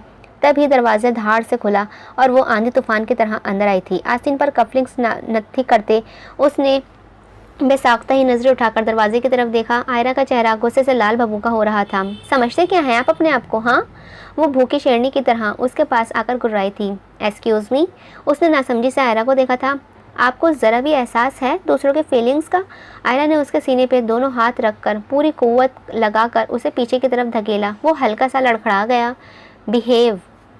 1 सेकेंड। उसने अंदर उसका सफ़ेद चेहरा गुस्से की ज़्यादती से गुलाबी माइल हुआ। आपको किसने हक दिया है कि आप सब कुछ जानने के बावजूद हमारे इस रिश्ते का इश्तिहार सबके सामने लगाएं? इस दफ़ा उसकी आवाज़ बुलंद होने के साथ फिर भरा सी गई थी। आप जो भी कह रही हैं मुझे कुछ समझ नहीं आ रहा। आप मुझे बेवकूफ़ नहीं बना सकते, अंडरस्टैंड? उसने चीख कर उसकी बात काटते फिर से उसे पीछे की जानिब धकेला था, लेकिन इस दफ़ा वो नहीं लड़खड़ाया था। I said behave yourself Ayra. उसे शदीद गुस्सा आया था, लेकिन उसने आयरा की आंखों में भर्राने वाली पोशीदा नमी को देखते आराम से उसके हाथ अपने सीने से हटा दिए थे। आप? जवाबन वो रूंधे हुए लहजे में सिर्फ इतना ही कह सकी थी और चेहरा हाथों में छुपाए ड्रेसिंग टेबल के साथ रखे स्टूल पर बैठते चली गई थी। हदीद का जहन भग से उड़ गया। उसने गौर से आयरा को देखा जो हथेलियों को चेहरा छुपाए होले होले लरज रही थी। वो ट्रांस की कैफियत में आगे बढ़कर घुटनों के बल नीचे बैठा उसके हाथों में छुपे चेहरे के करीब उसे देखता रहा। चंद सायतें और गुजरी। उसने उसकी कलाई थाम कर हाथ हटाए तो वो साकत रह गया। पूरी शिद्दत से रोने की वजह से उसका चेहरा सुर्ख हो रहा था। हदीद ने उसे इस तरह रोते हुए कहाँ देखा था? वो तो हमेशा लड़ती हुई पाई गई थी, और इस लम्हे उसे बुरी तरह एहसास हुआ था कि वो लड़ती हुई ही अच्छी लगती है। आयरा प्लीज़ मुझे बताओ क्या हुआ है? उसने उसकी लरसते हुई बंद आंखों पर नजरें टिकाए कर पूछा था। उसकी आंखों से निकलने वाले पानी चेहरे को भिगोता हुआ उसकी ठोड़ी से टपक रहा था। आयरा, उसने इस दफ़ा नरमी से पुकारा था। ऐसा कब हुआ था कि हदीद आलम ने किसी को बिला वजह की बदतमीज़ी के बदले में इतनी नरमी बरती हो? लेकिन इस वक्त वो बेइख्तियार ये सब कर रहा था। उसने शिकायती अंदाज में रोती हुई आँख उठाकर हदीद को देखा, और हदीद उसे सब भूल गया कि वो इस वक्त कहाँ बैठा है और क्यों बैठा है। याद था तो सिर्फ ये कि उसने इन रोती हुई सियाह आंखों से इतने करीब से नहीं देखना चाहता था, चाहिए था। आपको अंदाज़ा भी है मेरे ग्रैंडपा मेरे लिए क्या थे? वो मेरा सब कुछ थे। उनको खोने के बाद मैंने अपनी पूरी दुनिया खो दी है। आप अदीना से कह भी कैसे सकते हैं कि मुझे उनके मरने का दुख नहीं है? उसके रोने में और शिद्दत आई थी। क्या कहा है मैंने अदीना से? उसके जहन में एक सुर्ख बत्ती जलने लगी थी। आप क्या समझते हैं मुझे? आपको मेरे बारे में इस तरह की कोई भी बात करने का हक नहीं पहुंचता। वो तेज़ आवाज़ में रोते हुए कह रही थी। मैं आपके लिए सिर्फ मजाक हूँ और कुछ नहीं। जो रिश्ता बाद में ख़त्म होना था मैं उसे आज अभी और इसी वक्त ख़त्म करना चाहती हूँ। वो अब रोने के साथ पूरी तरह बरहम हो रही थी। हदीद बिना कुछ बोले टकटकी बांधे उसे देखता रहा। उसे लगा वो उसे पहली दफ़ा देख रहा है। गुलाबी रंगत वाला बिस्नुई चेहरा, पुरकशिश नकूश, सफ़ेद रंग की ढीली सी ड्रेस शर्ट में साथ बॉब स्टाइल में कटे हुए छोटे सियाह बाल और कानों में याकूत के स्टड। वो उसके कदमों में बैठा उसे गौर से देखने लगा। देखते ही देखते उसकी सफ़ेद ड्रेस शर्ट सफ़ेद मार्बल की टाइलों वाले लंबे से कॉरिडोर में तब्दील हो गई थी। 1 माह 3 दिन कबल का मंजर। वो एक अस्पताल का सर्द तवील कॉरिडोर था जिसमें खड़े हदीद और सुल्तान साहब किसी बात पर एक दूसरे से उलझ रहे थे। हदीद, मैं बता रहा हूँ ना, ये सिर्फ एक पेपर मैरिज होगी, एक कागजी निकाह। जैसे ही मुझे आयरा के लिए कोई भी अच्छा रिश्ता मिलेगा तुम उसे छोड़ देना। दादाजान ने इल्तिजाई अंदाज में कहते हुए हदीद के तने हुए नकोश को देखा था। दादाजान, मैं मानता हूँ हैदर साहब आपके बेहतरीन दोस्त हैं, लेकिन फिर भी मैं इतना बड़ा फैसला ऐसे अचानक कैसे ले लूँ? वो सख्त खफा हो रहा था। बाकी और कोई रिश्तेदार नहीं है इनका जो इन मोहतरमा के इसके सिक्योरिटी के लिए आपको सिर्फ मैं ही नज़र आ रहा हूँ? अब वो बेबस होने लगा था। कोई काबिल भरोसा होता तो मैं तुम्हें कहता। दादाजान ने तहम्मुल से हदीद को देखा था। वो खुद भी जानते थे जो कुछ वो हदीद से करने का कह रहे हैं, बिना जान पहचान के अचानक किसी भी इंसान के लिए ये सरंजाम देना इतना आसान नहीं था। क्या हैदर साहब ने जो खुद कहा है आपको इस रिश्ते के लिए? क्या हैदर साहब ने खुद कहा है आपको इस रिश्ते के लिए? नहीं, वो इतना खुददार है कि ऐसी बात वो अपने आखिरी वक्त में भी नहीं कह पा रहा। लेकिन मुझे तो पता है ना कि उसकी बाद उसकी पोती का कोई भी इतना मुखलिस रिश्ता नहीं है जो बगैर किसी लालच के उसकी हिफाजत कर सके। बस तुम इतना समझ लो हदीद, मुझे अपनी बचपन की दोस्ती का थोड़ा सा हक अदा करना है। दादा ने जितने मान से कहा था, हदीद ने ना चाहते हुए भी मज़ीद इनकार ना कर सका। वैसे भी उसके नज़दीकी रिश्ता चंद माह का ही था। ग्रैंडपा अस्पताल के बिस्तर पर लेटे मुख्तलिफ नलियों में जकड़े अपने दादा हैदर साहब का हाथ थामे बैठी आयरा वीरान आंखों से उनका हाथ बार बार हिला रही थी कि शायद वो उसकी तड़प भरी आवाज़ सुनकर उठ जाएं। प्लीज़ मुझसे बात करें, मुझे आपकी आवाज़ सुननी है ग्रैंडपा। लेकिन वो टस से मस नहीं हुए थे। आयरा बेबसी से उनके कमज़ोर हाथ पर माथा टिकाते सिसक पड़ी थी। वो उनके गर्म हाथ को कभी अपने गाल पर लगा रही थी तो कभी चूम रही थी। वो जानती थी जब तक ये हाथ गर्म है सब ठीक है, जैसे ही ये हाथ सर्द पड़ेगा सब कुछ ख़त्म हो जाएगा। अपने पीछे दरवाज़ा खुलने की आवाज़ पर वो बेइख्तियार मुड़ी, एक सरसरी निगाह नवारद पर डाली थी। उसके दादा के अजीज़ दोस्त सुल्तान साहब के साथ एक और भी शख्स अंदर दाखिल हुआ। उसने चेहरा मोड़कर आंसू साफ किए और उसी तरह हाथ थामे बैठे रही। उसके ठीक आधे घंटे बाद जो भी हुआ उसे लगा सब कुछ स्लो मोशन में हो रहा है। उसके दादा की आखिरी सांस लेने से पहले उसे खुद को किसी कागज़ पर दस्तखत करते पाया। फिर उसके दादा अपनी आखिरी सांस लेकर उसे हमेशा के लिए छोड़कर चले गए। आयरा बहुत सी दुआओं के बाद भी उन्हें ना बचा सकी और लाहौर छोड़कर सुल्तान साहब के साथ इस्लामाबाद आ गई। यादें धुंधली हो गई। सफ़ेद कॉरिडोर फिर से रोती हुई लड़की की सफ़ेद शर्ट में तब्दील हुआ तो हदीद हाल में वापस लौटा था। मुझे इस रिश्ते को आज ही ख़त्म करना है और इसके बाद आपको भी मेरे बारे में ऐसा कुछ नहीं कहेंगे। और अपनी बहती हुई सुर्ख नाक को शर्ट के आस्तीन से रगड़ती हदीद उसकी शदीद बदगुमानी देखकर मुतासिफ हुआ। मैं अंदर आ सकता हूँ? वो दादाजान थे जो खुले दरवाजे पर दस्तक देकर अंदर दाखिल हुए। अजीब मरहले पर वो अंदर आए थे। उनकी आमद गैर मुतवक्का थी। आयरा और हदीद दोनों ही अपनी अपनी जगह पर कुछ जज्बस हुए थे। आ जाएं, हदीद कहते हुए जल्दी से उठ खड़ा हुआ। वो उनके चेहरे से अंदाज़ा नहीं लगा सका कि उन्होंने क्या क्या सुना है। वो अंदर आए, एक नज़र रोती हुई आयरा को देखा। आयरा ने जल्दी से आंसू साफ किए और उठकर दादाजान से नज़रें मिलाए बगैर बाहर निकल गई। पीछे दादाजान और हदीद एक दूसरे को देखते रह गए।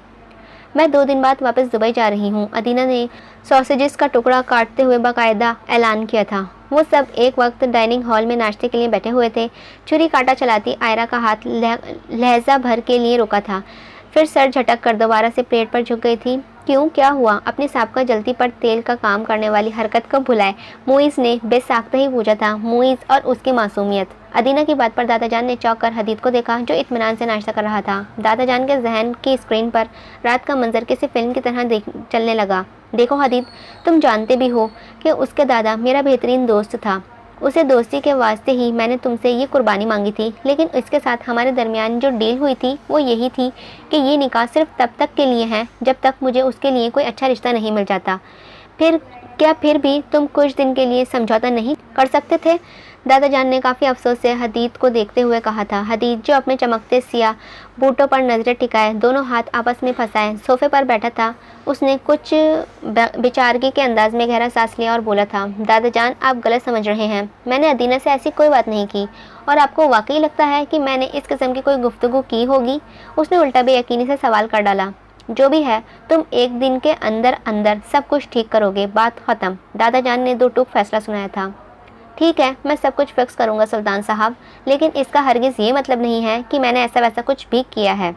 वो खफीस के बावजूद उन्हें जताना नहीं भूला था और दादा जान दिल ही दिल में अपनी चालाकी और हदीद का 1 मिनट में बेवकूफ़ बनने पर मुस्कुरा दिए थे। मुझे एक अर्जेंट काम के लिए वापस जाना पड़ रहा है, अदीना ने बिना इधर उधर देखे खाने की प्लेट पर नज़र जमाए जवाब दिया था। सही सही, मुइज़ ने अक्लमंद बुजुर्गों की तरह इस में सर हिलाया। दादा जान और हदीद चुप रहे। नाश्ता मुकम्मल करने के बाद आयरा और मुइज़ यूनी के लिए निकल गए थे तो दादा जान बोल पड़े, मुइज़, आज तुम अकेले जाओ, आयरा को मैं ड्रॉप कर दूंगा। माना कि आप 70 साल की उम्र में भी जवान हैं और गाड़ी खुद चला सकते हैं, लेकिन फिर भी ऐसा क्या राज है जिसकी मुझसे पर्दादारी है?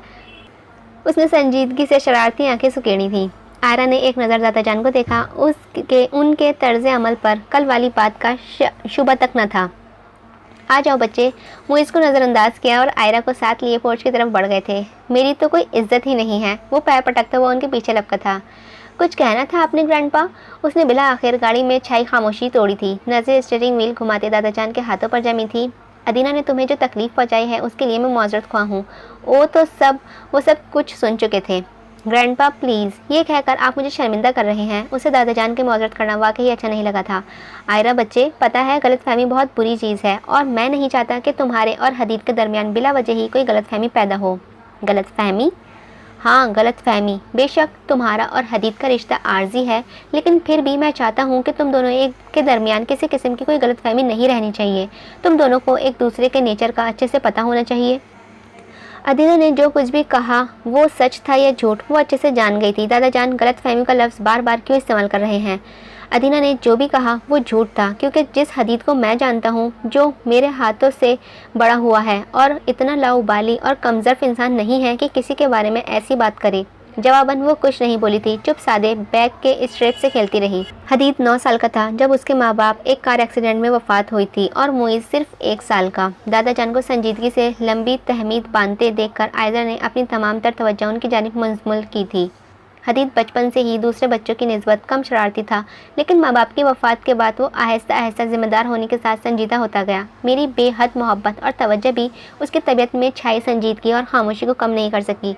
उसकी ज़िम्मेदारी का आलम यह है कि उसने मुइज़ का बिल्कुल एक बाप की तरह ख्याल रखा है। फिर यही जिम्मेदारी और संजीदगी हमेशा के लिए उसकी तबीयत का हिस्सा बनती गई। मेरे रोकने के बावजूद भी वो एक मशीन की तरह काम करता है। इसी वजह से 27 साल की उम्र में वो अपने बाप का बिजनेस संभालने के साथ अपने सिविल फर्म भी बहुत कामयाबी से चला रहा है। उनके लहजे में हदीद के लिए अजीब सी अकीदत दर आई थी। वो दिल का बहुत ही प्यारा इंसान है, मेहरबान और अपनों का ख्याल रखने वाला। मैं ये सब कुछ इसलिए नहीं बता रहा कि तुम हदीद के साथ ज़बरदस्ती रिश्ता कायम रखो। इस रिश्ते को तुम अपनी मर्ज़ी से ख़त्म कर सकती हो। मैं बस इतना चाहता हूँ कि तुम दोनों कभी भी एक दूसरे से नफ़रत ना करो। जब तक साथ रहो, सुकून से रहो, बिना किसी बदमज़गी के। वो दानस्तन तौर पर उन दोनों का रिश्ता मजबूत कर रहे थे और चाहते थे उन दोनों को इस बात का पता भी ना चले। हमारे बड़े हैं ना, जितना ये हमें बेवकूफ़ समझते हैं हम उतने होते ही नहीं हैं। अगर ऐसा है तो फिर अदीना ने मुझसे झूठ क्यों बोला है? उसकी सुई अभी तक वहीं अटकी हुई थी। सच कहूँ तो उसकी असल वजह का मुझे भी ठीक से नहीं पता। उसका जवाब सिर्फ अदीना ही दे सकती है। अदीना क्या जवाब देगी ग्रैंडपा? उसका जवाब मुझसे ही पूछ लें। क्या? उन्होंने अचंभे से गर्दन मोड़ी थी। यही कि वो दोनों एक दूसरे में इंटरेस्टेड हैं। Very simple. उसने विंडो स्क्रीन को देखते इत्मीनान से कंधे उचकाए थे। दादा जान चंद लम्हे खामोशी से उसकी बात पर गौर करते रहे और फिर कहका लगाकर हंस पड़े। बीवी होने के नाते ऐसा चेक एंड बैलेंस रखना अच्छी बात है, लेकिन यहाँ पर हदीद के साथ थोड़ी ज़्यादती हो रही है, क्योंकि वो अदीना को अपनी बहन समझता है। उन्होंने बामुश्किल अपनी मुस्कुराहट दबाई तो आयरा अपनी जगह खजल से होकर पहलू बदलकर रह गई थी। बाकी उसकी 27 साल ज़िंदगी की गारंटी मैं खुद देता हूँ कि उसकी ज़िंदगी में कोई लड़की नहीं रही। खैर अदीना तो उन्हें भाई बिल्कुल नहीं समझती है। वो झट से बोली थी, अगर ऐसा है भी तो उसे अदीना का मामला है, हदीद में इन सब का नाम नहीं होना चाहिए था। उसने नीम रजामंदी से सर हिलाया और अभी भी उसका दिल हदीद के लिए पूरी तरह साफ नहीं हुआ था। मेरी कल वापसी की फ्लाइट है। जार से बिस्किट निकालती आयरा का हाथ थामा था। गर्दन मोड़कर दरवाजे में इस्तादा अदीना को देखा। अच्छा, अंदाज़ा ऐसा था जैसे कह रही हो, बताने का बहुत शुक्रिया। तुम यकीनन नाराज़ हो मुझसे, है ना? तुम ये भी चाहती होगी कि मैं तुमसे माफ़ी मांगूं? क्या नहीं मांगनी चाहिए? बिस्किट चबाते उसका मुंह लम्हा भर के लिए रुका था। और नाराज़ मैं बिल्कुल भी नहीं हूँ, क्योंकि नाराज़ अपनों से हुआ जाता है, तो मेरी अपनी बिल्कुल भी नहीं हूँ। उसके लहजे में सख्ती दर आई थी। वैसे सच पूछो तो आयरा, तुम तो वाहिद लड़की हो जिससे मुझे इस दुनिया में सबसे ज़्यादा नफरत है, और शायद पूरी ज़िंदगी रहेगी। अदीना का लहजा नापसंदीदगी और अफसरदगी के इम्तराज से भरपूर था। इस नफरत की वजह जान सकती हूँ? जानती तो वो पहले ही थी, क्योंकि उसके मुंह से एतराफ़ सुनने में क्या ही हर्ज था। हदीद, नॉट अ बिग डील। हदीद तुम ले लो, मुझे नहीं चाहिए। जाओ, तुम मुफ्त में दिया। उसने बेनियाजी से कहते एक और बिस्किट मुंह में डाला था।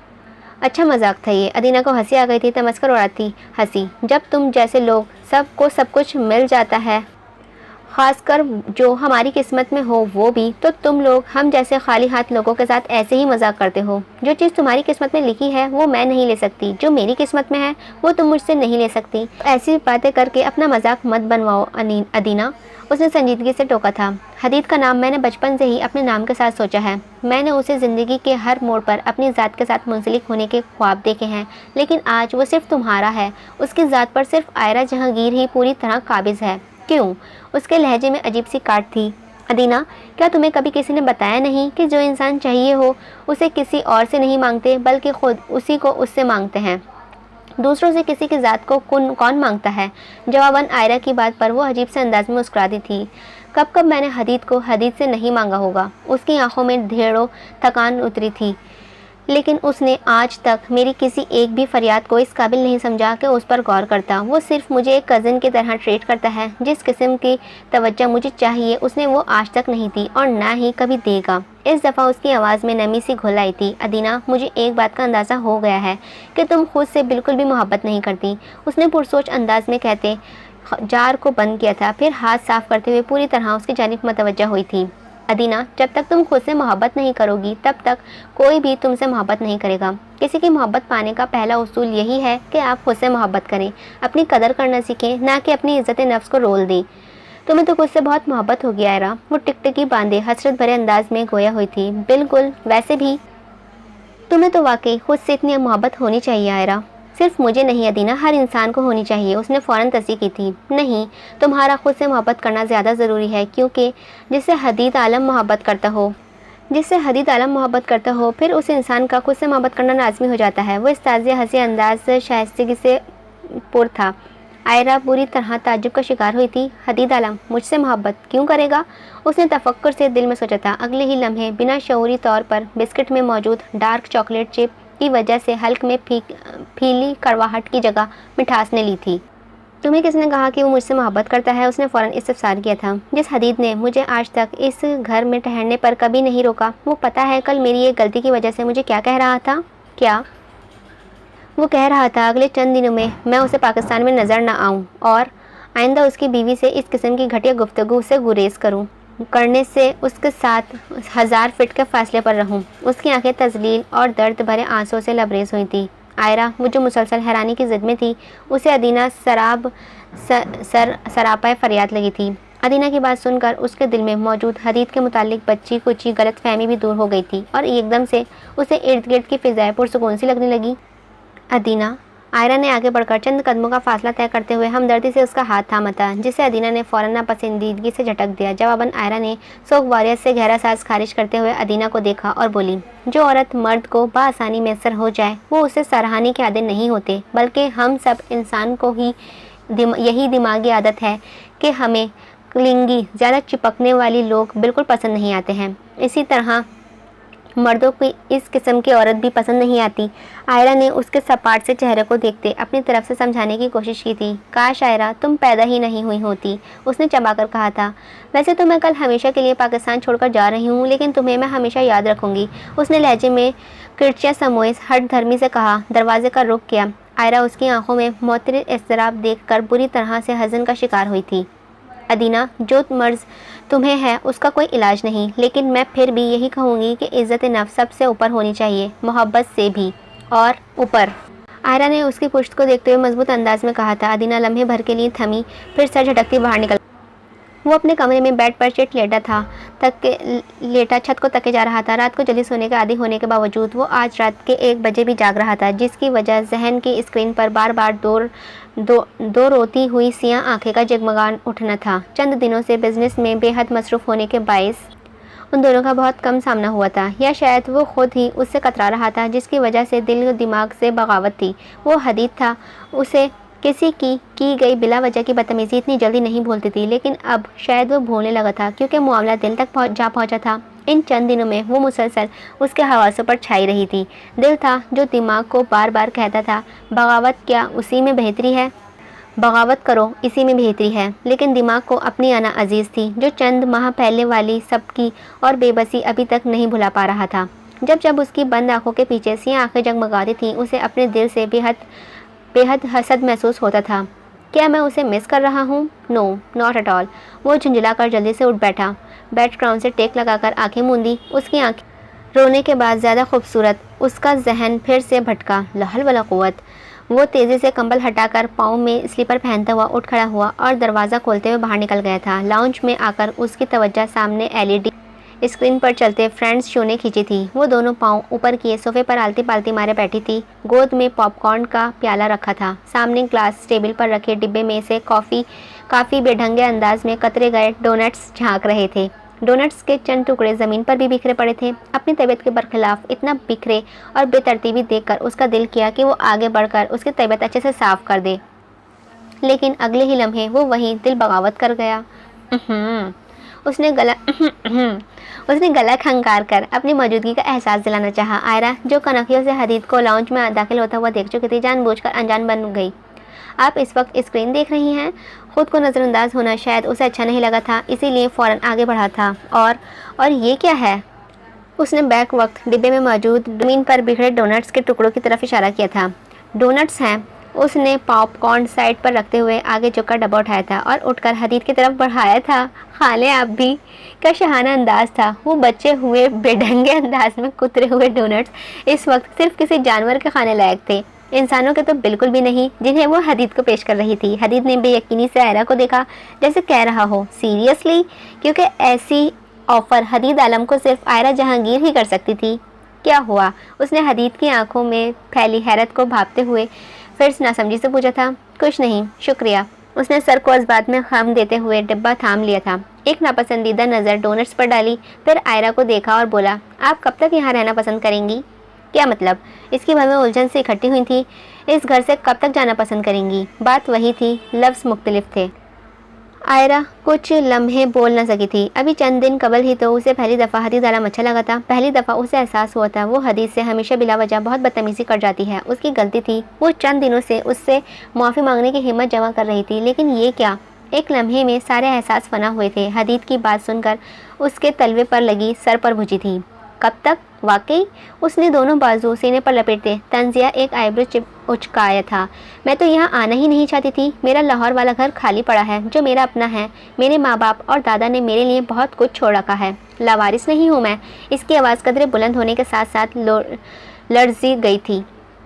उसके दादा उसका सब कुछ थे, माँ भी, बाप भी, दोस्त भी और बहन भी। लिए उनका नाम लेते ही उसे भी हलक में आंसुओं का गोला अटक जाता था। उसने बर वक्त आंसुओं को पीछे धकेला। मैं वहाँ आसानी से अकेले रह सकती हूँ। यहाँ तो सिर्फ ग्रैंडपा की ख्वाहिश पर रह रही हूँ, जिसकी ख़ास वजह आप अच्छे से जानते हैं। उसने गर्दन अकड़ा कर उससे आंखों में झाँका था। और वजह भी जल्द ही ख़त्म हो जाएगी। कुछ था जो कहने वाली को भी बुरा लगा था और सुनने वाले को भी। हदीद की आंखों में चमक मान पड़ी थी। दिल डूब कर उभरा था। वो जो अपने महसूसियात को लेकर ख़तरे में था, उसे समझ नहीं आ रही थी कि ऐसा क्या करे जो दिल की आवाज़ पर पीछा छुड़ा ले। और फिर बहुत सोच विचार के बाद उसे आयरा को खुद से किसी तरह दूर रखना बेहतर लगा। लेकिन इस लम्हे उसे इस एहसास हो रहा था कि अब ये इतना आसान नहीं है। मुझे अगले 2-3 दिन के अंदर अंदर तलाक चाहिए। अगर कोई मुश्किल पेश आए तो मुझे बता दीजिएगा, मैं ग्रैंडपा से बात कर लूँगी। वो दो टूक अंदाज में कहकर दोबारा सोफे पर बैठ गई थी। उसकी बात सुनते ही हदीद का जहन बक से उड़ गया। मेरा मुँह मतलब नहीं था, मैं बस जस्ट शट अप, ओके। उसने सोफे से उठकर दरिश्तगी से उसकी बात काटी थी। आपका मतलब जो भी था, लेकिन ये मेरा आखिरी फैसला है, वो बुलंद आवाज़ में तल्खी से कहती हुई अपने कमरे की जानिब लपकी, फिर 2 कदम वापस मुड़ी। ये मेरे अपने पैसों के हैं, वो भी हलाल के, ना कि आपके पैसों के, इसीलिए तमीज़ से। हदीद जो हाथ में पकड़े डिब्बे को डस्टबिन में फेंकने की तैयारी कर रहा था, आयरा ने आगे बढ़कर बदतमीजी से झपट लिया। साथ ही कप के रखे हुए आंसू भी छलक गए थे, जिसे वो फुर्ती से हाथ के फुर्श से रगड़ती हुई जीने चढ़ गई थी। वो कमज़ोर असाब और इतनी जल्दी रोने वालों में से नहीं थी, लेकिन पता नहीं ऐसा क्या था, इस दफ़ा हदीद आलम की ज़रा सी बेइतनाई भी उससे बर्दाश्त नहीं हुई थी। और हदीद, वो एक दफ़ा फिर उनकी रोती हुई आंखों के वार से बुरी तरह घायल हुआ था। आयरा के आंसू उसे बहुत कुछ समझा गए थे। वो लॉन्च के वस्त में चंद लम्हे हत्ता दामन साकत सा खड़ा रह गया था। लानत है तुम पे हदीद आलम, लानत। अपनी फीलिंग्स से पीछे चढ़ाने के लिए उसका दिल दुखाने की क्या ज़रूरत थी। वो होश में आते बेबसी से सामने धरी व्हील चेयर को ठोकर रसीद कर गया था। हदीद स्टडी रूम में बैठा एक इम्पॉर्टेंट फाइल में उन्मक था जब दादा जान ने अंदर दाखिल हुए थे। यार दादा जान, मुझे बुलवा लेते। वो फ़ौरन चेयर से उठ बैठा था। नहीं, मुझे पता था तुम मसरूफ़ हो गए, इसीलिए मैं खुद ही चला आया। वो स्टडी रूम से मुताल्लिका बेडरूम में आकर काउच पर बैठते हुए बोले थे। हदीद भी पास आकर बैठ गया। क्या हुआ, कोई खास ज़रूरी बात थी? आयरा अलहदगी चाहती है। बात थी या पिघला हुआ शीशा जो दादा जान ने बड़े सुकून से उसके खानों में उंडेल दिया था। तो अब तुम बताओ, तुम क्या चाहते हो? उन्होंने जांचती हुई निगाहों से हदीद को देखा, जो उनकी बात पर दंग रह गया था। तुमने बताया नहीं? उन्होंने दोबारा पूछा। मैंने अभी सोचा नहीं है इस बारे में। वो तेज़ी से संभलता। 2 दिन से उसका आयरा से सामना नहीं हुआ था और आज यकीनन उसने तलाक के मुतालिक दादा जान को कह दिया था। वो खफीफ से अंदाज में बालों में हाथ फेर कर रह गया। क्या मतलब सोचा नहीं? ये बात तो शुरू से ही तय थी, जो आयरा को भी इसी वक्त बता दी गई थी। अब अगर वो ऐसा चाहती है तो ये कोई नई बात तो नहीं है जिसके मुतालिक सोचा जाए। उन्होंने तादीबी अंदाज अपनाया था। कोई झगड़ा हुआ है तुम दोनों का? उन्होंने बिला आखिर वो पूछ ही लिया जिसका हदीद को डर था। नहीं, बस वो ज़रा सी। ऐसा कभी नहीं हुआ था कि हदीद आलम को किसी बात का जवाब न देना आया हो। ज़िंदगी में पहली दफ़ा उसकी ज़बान लड़खड़ाई थी। तुम्हें क्या लगता है हदीद, मुझे नहीं पता कि पिछले कुछ दिनों से तुम्हारे दिल के हालात किस कदर बदल चुके हैं? तुम्हारी पूरी की पूरी बॉडी लैंग्वेज ही बदल गई है। अब हर सुबह तुम्हारी आंखें नाश्ते की मेज़ पर लवाजमात से पहले आयरा को ढूंढती हैं, फिर भी तुम्हें अभी तक अपने दिल के हालात की खबर ही नहीं हो पा रही है। उनकी बात सुनते ही हदीद की सांस साकिन हुई थी। उसने तो दिल की धड़कनें जो नई धुन तरतीब देने लगी थी, उनकी खबर बाहर की हवाओं को न देने दी की पूरी कोशिश की थी, लेकिन शायद नाकाम रहा था। हदीद, मुझे सच सच बताओ, क्या वाकई तुम ये रिश्ता ख़त्म करना चाहते हो? उन्होंने उसकी तरफ झुकते किसी राजदारान की तरह सरगोशी की थी। बिल्कुल भी नहीं, उसकी ज़बान से बेसाख्ता नफ़ी में इकरार किया था। तो फिर क्या मसला है? वो ताज्जुब से पीछे हटे थे। उनके पूछने पर वो चंद लम्हे उन्हें देखता रहा, फिर एक तवील सांस लेते अलिफ से लेकर ये तक सारी दास्तान उन्हें बताता गया था। पहली मुलाकात से लेकर अब तक की तमाम मुलाकातें और झड़पें। बस इसीलिए मुझे अपना और उसका गुजारा बहुत मुश्किल लग रहा है, क्योंकि हमारी ज़हनी मुताबत ना होने के बराबर ही है। अब आप खुद ही बताएं मैं क्या करूं? उसने अपने अंदर खदशे को इजहार बनाया था। इसका एक ही हल है मेरे पास कि उन्होंने लम्हा भर का तौक़ुफ़ किया था कि तुम आयरा से मुआज़रत करके उसके साथ एक पुरसुकून ज़िंदगी की शुरुआत करो। क्या मैं एक्सक्यूज़ करूं उससे? उसने बेयकीनी और सदमे से सीने पर उंगली से दस्तक देते हुए अपनी तरफ इशारा किया था। हाँ बिल्कुल। उन्होंने इत्मीनान से शाने उचकाए थे, अलबत्ता आंखों में मुस्कुराहट पोशीदा थी। सुल्तान साहब, अब आप हमेशा की तरह ज़्यादती कर रहे हैं मेरे साथ, उसने खफगी से जताया था। हदीद, कभी कभी बेज़रूर सी ज़िद और हल्की सी अना पीछे कर लेने से ज़िंदगी के बहुत से मसाइल आसानी और ख़ूबसूरती के साथ हल होकर आपको पुरसुकून कर देते हैं।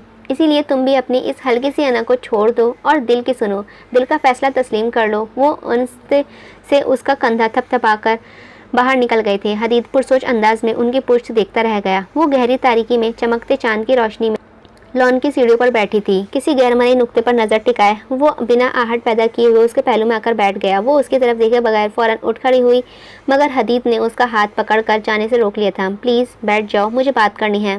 लेकिन मुझे कोई बात नहीं सुननी, प्लीज़। ज़्यादा वक्त नहीं लूँगा, उसने इल्तिजा करते ज़बरदस्ती उसे अपने पहलू में बिठा लिया था। वो सपाट चेहरा लिए सीधा देखती बैठ गई थी। हदीद बगौर उसे देखने लगा था, जो ढीली सी सियाह ड्रेस शर्ट के साथ बालों को छोटी पोनी में बांधे हुए थी और कानों में हमेशा की तरह दमकते सुर्ख पत्थर। वो उसे रात के इस खूबसूरत पहर का हिस्सा लगी थी। बेसाख्ता सुनहरी आंखों में चमक बढ़ी थी। आई एम सॉरी, मेरा हरगिज़ वो मतलब नहीं था जो आप समझी थी। मैंने सिर्फ जाने का पूछा था, घर से निकलने का तो नहीं कहा था। एक ही बात थी। पेशानी पर शिकन थी, चेहरे पर तकलीफ और नागवारी थी। आयरा, मैं अपना अलहदगी का फैसला सुना चुकी हूँ। इसके लहजे का तीखापन बदस्तूर बरकरार था। उठकर तेजी से जीने उतरती, लंबे लंबे डग भरती हुई अंदर की जानिब बढ़ गई थी। हदीद को उससे इतने संगीन रद्द अमल की तवक्का नहीं थी। अच्छा खासा नाराज़ हो गई थी वो वहीं बैठा रह गया। वो काफ़ी देर से यूनिवर्सिटी गेट के सामने गाड़ी में बैठा उसका इंतजार कर रहा था। मुइज़ की तबीयत ख़राब थी, इसीलिए आज उसे खुद पिक एंड ड्रॉप दे रहा था। उसे इंतज़ार करते आधा घंटा मजीद गुजरा तो उसने परेशानी से रिस्ट वॉच में टाइम देखा। ये इतनी देर क्यों लगा रही है, कॉल करके पूछता हूँ, उसने सोचते हुए फ़ोन निकाला। Phone number, oh no. उसने तेज़ी से मुइज़ का नंबर डायल किया। Hello big bro. Call receive होते ही मुइज़ की हशाश बशाश सी आवाज़ गूंजी थी तो वो ना चाहते हुए भी मुस्कुरा दिया। मुइज़, मुझे आयरा का फ़ोन नंबर सेंड करो। क्या? उसने क्या पर जोर दिया। मुइज़, आयरा का नंबर, उसने दांत पीसते हुए चबाकर कहा। बड़ी देर कर दी मेहरबान आते आते। जवाबन उसने हदीद के गुस्से को किसी खातिर में ना लाते मायने खेजी से फिक्र कसा था। मुइज़, बस एक स्पोर्ट्स बाइक लगेगी। मुइज़, नंबर, ओके, मेरे फ़ोन का मॉडल ही अपडेट करवा दे बस। उसने खुले दिल से ढिठाई का मुजाहिरा किया था। वो जानता था उससे बेहतर मौका कभी नहीं मिलेगा। Okay, number 2। मुइज़ खुलकर मुस्कुरा दिया था। चेहरा और आंखें चमक उठी थी। 1 मिनट। इस लम्हे वो उसे सफ़ेद कुर्ते पर गले में स्कार्फ लटकाए दूर से आती हुई दिखाई दी थी। हाँ, वो वही थी। वो उसे भरे मजमे में भी आसानी से पहचान सकता था। क्या हुआ? दूसरी तरफ से मुइज़ की आवाज़ गूंजी। कुछ नहीं, तुम्हारा तो मैं घर आकर सारा कुछ अपडेट करता हूँ। उसने कहते ही कॉल कट करके फ़ोन जेब में रखा था। इससे पहले वो दरवाज़ा खोलकर बाहर निकलता वो सुर्ख चेहरा लिए ज़ोर से दरवाज़ा खोलते धप करके पिछली सीट पर बैठ गई थी। बैग को पटकने के अंदाज में सीट पर फेंका। हदीद बैग में मिरर से उसकी सारी कार्रवाई देखता रहा था। उसे ये अंदाज़ा लगाना मुश्किल हो गया था कि उसका चेहरा गुस्से से सुर्ख था, धूप की ज़्यादती से, या फिर कुछ और था। उसने बिना कुछ बोले गाड़ी रिवर्स करते हुए घर के रास्ते पर डाली थी। दिल की हालत ऐसे बदली थी कि अब उसका गुस्सा भी बुरा नहीं लग रहा था। यहाँ रोकें, आयरा ने जल्दी से कहा। हदीद ने बेसाख्ता ब्रेक पर पाँव रखा, ताज्जुब से पीछे मुड़ा, फिर नासमझी से एक नज़र बाहर देखा। गौर करने पर पता चला कि वो शहर के सबसे महंगी ज्वेलरी शॉप के सामने खड़ी है। ओह, तो मोहतरमा चाहती हैं कि मैं उन्हें कोई ज्वेलरी पीस खरीद कर दूँ, फिर नाराज़गी ख़त्म करेंगी। Not bad. वो ज़ेरे-लब मुस्कुराते हुए खुद से हम कलाम हुआ था। आयरा दरवाज़ा खोलकर नीचे उतरी। हदीद भी दरवाज़ा लॉक करता हुआ उसके पीछे पीछे चल दिया था। बावर्दी गार्ड्स ने हाथ बढ़ाकर ग्लास डोर खोला तो वो सर को सलाम की में जनबिश देते हुए अंदर दाखिल हो गए थे। वो सफ़ेद मार्बल पर पुरएतमादी से कदम जमाती, नाक की सीध में चलती, डायमंड सेक्शन में दाखिल होकर ऊंची कुर्सी खींचकर यूं बैठी जैसे वो यहाँ की रेगुलर कस्टमर हो। हदीद उसकी खुद एतमादी देखकर मारे हैरत के साथ वाली कुर्सी पर विराजमान हो गया, क्योंकि वो जानता था उसे इस्लामाबाद में आए मुश्किल से 2 महीने हुए हैं। सर, वेडिंग रिंग्स दिखाऊं? सेल्समैन ने हदीद को देखते हुए पूछा था। हदीद ने जवाबन आयरा को देखा। आयरा, जो अपनी मतलूबा चीज़ के इंतज़ार में एतराफ़ में नज़र दौड़ा रही थी, गड़बड़ाकर फ़ौरन सीधी हुई, टांग पर टांग धरे, चेहरे पर मसनूई मुस्कुराहट सजाए। यस, वेडिंग रिंग्स दिखाएं। हदीद ने बेइख्तियार भौहें उचकाकर आयरा को देखा, जो अब केस पर झुके महबूम से मुस्कुराते हुए एक एक अंगूठी का गौर से मुआयना कर रही थी। ये क्या हो रहा था? इसी वक्त मुलाजिम दोनों की खिदमत में वेलकम ड्रिंक के तौर पर फ्रेश पाइनएप्पल जूस पेश करके वापस चला गया था। आयरा ने इत्मीनान से मुस्कुराते हुए 2 घूंट जूस पीना शुरू किया। गिलास खाली करके बड़े ही ट्रे में आराम से रखा तो हदीद ने आंखें सुकेड़कर जांचते हुए अंदाज में आयरा को देखा था। दिमाग तेज़ी से जमा तफरीक करने लगा। भला कभी किसी औरत ने भी खुद से कहा है कि मुझे वेडिंग रिंग चाहिए? उसके जहन में एक झमाका सा हुआ था। ना महसूस अंदाज में निगाहें आयरा के सामने रखे खाली गिलास से होती हुई उसके चेहरे पर गईं, जहां अब मसनूई मुस्कुराहट बिल्कुल गायब थी और वहां से निकलने पर तोले जा रहे थे, जैसे मतलूबा चीज़ के मिल जाने पर तोले जाते हैं। तो क्या वो सिर्फ जूस? ओ गॉड, अगर आपने सिर्फ जूस ही पीना था तो आप मुझे भी कह सकती थी। इस हरकत की क्या ज़रूरत थी? उसने ना चाहते हुए भी गुस्सा आने लगा था। वो शॉप में महसूस की जाने वाली सबकी को याद करके बार बार झंझला रहा था। बिल्कुल ज़रूरत थी इस हरकत की। आज यूनी में मेरा वॉलेट गुम गया जिसमें मेरा फ़ोन और कैश था। मुझे प्यास लगी थी, सोचा जूस पी लूँ, तो मैंने पी लिया। उसने विंडो से बाहर आते जाते मुनाज़िर को देखते इत्मीनान से कहा। आइडिया बढ़िया था वैसे। तो तुम्हें क्या लगा मेरा भी सब कुछ गुम गया है? मैं भी कंगाल हो गया हूँ। मुझसे कह देती वो अजनबियत की दीवार गिराकर फ़ौरन आपसे तुम पर आया था, जैसे आयरा ने बाखूबी नोट किया था। बिला वजह अजनबियों के पैसे को जहमत देने की आदत नहीं है मुझे, उस चीज़ के लिए तो बिल्कुल भी नहीं जिसे मैं खुद ही मेहनत से हासिल कर सकती हूँ। उसने बाहर के आते जाते मनाजिर पर नजर टिकाए संजीदगी से कहा था तो स्टीयरिंग व्हील घुमाता हदीद उसके लफ्ज़ मेहनत पर बेबसी से अश अश कर उठा था। मुझे लगता है मेरा फ्यूचर भी इस किस्म के मेहनतों के मुजाहरे देखते देखते ही गुजरेगा, क्योंकि मेरी मोहतरमा थोड़ी नहीं काफ़ी बेनियाज हैं। वो आहिस्ते से ज़ेर लब कहते हुए तासुब का शिकार हुआ। वैसे मैं आजकल बहुत सरप्राइज्ड हूँ दादा जान। मुइज़ ने बिरयानी की प्लेट में रायते के नदी बहाते ड्रामाई अंदाज में आंखें फैलाई थी। क्यों? दादा जान ने कहा था। एक वक्त था कुछ लोगों को सांस लेने तक की फुर्सत नहीं मिलती थी, ना ही ठीक से नाश्ता करने का वक्त मिलता था। अब तो माशाल्लाह डिनर क्या लंच पर भी घर पाए जाते हैं। कहीं दिवालिया होने का इम्कान तो नहीं? उसने बोलने के साथ साथ चावलों का चम्मच भर के मुंह में रखा था। क्या कहा? नहीं, मेरा मतलब कोई नया बिजनेस प्लान तो नहीं तैयार कर रहे हैं आजकल? क्यों आयरा?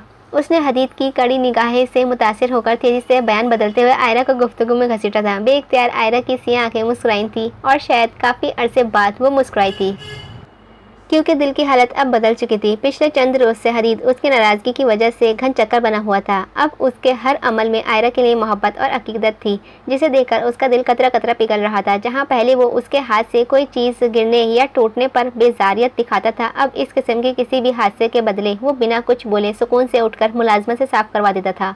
क्यों आयरा? उसने फिर से आयरा को बोलने पर उकसाया था।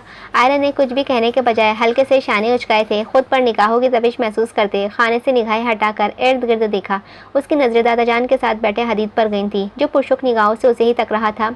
आयरा, ये स्वीट डिश पास करना, मुइज़ ने कहा तो उसने घबराहट पर काबू पाते हुए जल्दी से चॉकलेट सूफले का डोंगा उसकी तरफ बढ़ाया था। लेकिन ये क्या? साथ ही पानी का गिलास हाथ लगने से उलटकर पूरी टेबल भिगो गया। ओ मैं अभी ज़ारा बी को कहती हूँ। वह शर्मिंदे सी होकर उठ बैठी थी। कोई मसला नहीं बच्चे, ज़ारा खातून अभी आ रही हैं, आप सुकून से लंच करो। दादा जान ने हमेशा की तरह मुस्कुराहट जब्त करते हुए तहम्मुल से कहा, क्योंकि अब उनके लिए ये सब आम सी बात थी।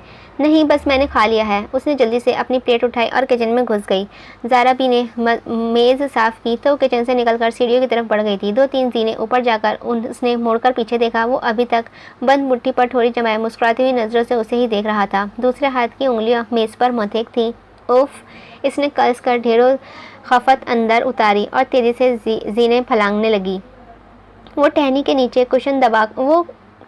नीचे कुशन दबाकर हथेली पर सर टिकाए बेड पर नीम दराज सी थी। कमरे में फैली तारीकी की वजह से उसका सफ़ेद चेहरा मोबाइल की रोशनी में जगमगा रहा था। हाथ तेज़ी से स्क्रीन पर मुहतरक थे और होठों पर मुस्तकिल मुस्कुराहट का डेरा था। उसकी स्क्रीन देखे तो वो हदीद की तरफ से आए एक मैसेज को पढ़ना कर बिना जवाब दिए कतार में मार्क करके डिलीट का बटन दबा रही थी, और ये अमल वो बार बार दोहरा रही थी। ऐसा करते हुए उसकी मुस्कुराहट मज़ीद गहरी हुई थी। उसने मोबाइल बंद किया, बाजू के नीचे से कुशन निकालकर सर के नीचे रखा और चित लेट गई। मोबाइल फिर से थरथरा उठा। उसने मैसेज खोलकर देखा तो पल भर में मुस्कुराहट गायब हुई। किचन में ऐसा कौन सा ख़जाना छुपा है जो मैं रात के 12 बजे किचन में आऊँ? उसने आंखों की पुतलियाँ सुकेड़कर तेज़ी से मैसेज लिखा। अपने रूम में तुम घुसने नहीं देती और मेरे रूम का रास्ता तो अब तुम वैसे ही भूल गई हो, इसीलिए मुझे किचन ही बेस्ट लगी है।